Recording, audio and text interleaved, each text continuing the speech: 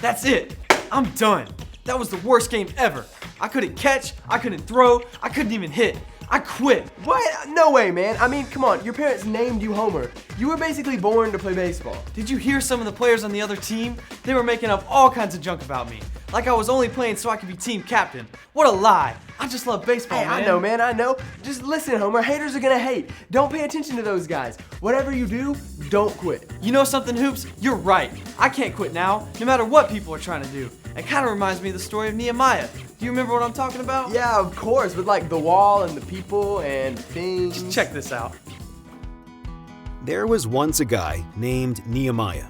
He lived in Babylon and worked as the king's helper. One day, a man from his hometown of Jerusalem came to see him. He had terrible news to share with Nehemiah. The wall surrounding Jerusalem, the one that protected them from enemy attacks, was in bad shape, and they needed his help. Nehemiah knew what he had to do, so he asked permission from the king to travel back to his home and help rebuild the wall. The king told him that he was good to go, so he packed up and went on his way.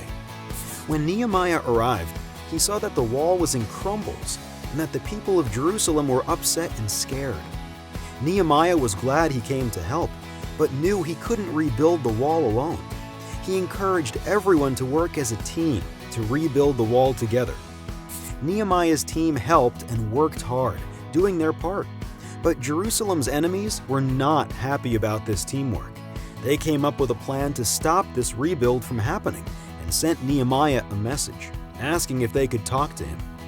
Nehemiah didn't want to quit, so he sent them back a message saying, "Sorry guys, I'd love to sit and chat, but I'm super busy working with my team to rebuild this wall.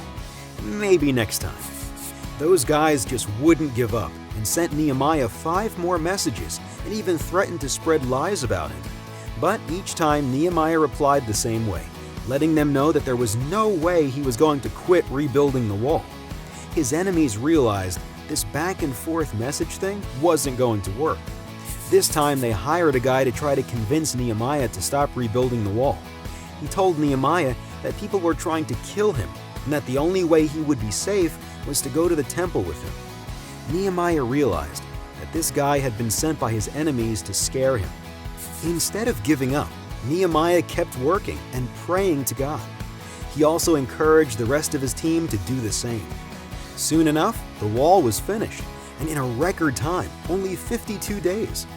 Things were tough for Nehemiah and his team, but they never quit. Instead, they worked together, and Jerusalem was again safe from their enemies.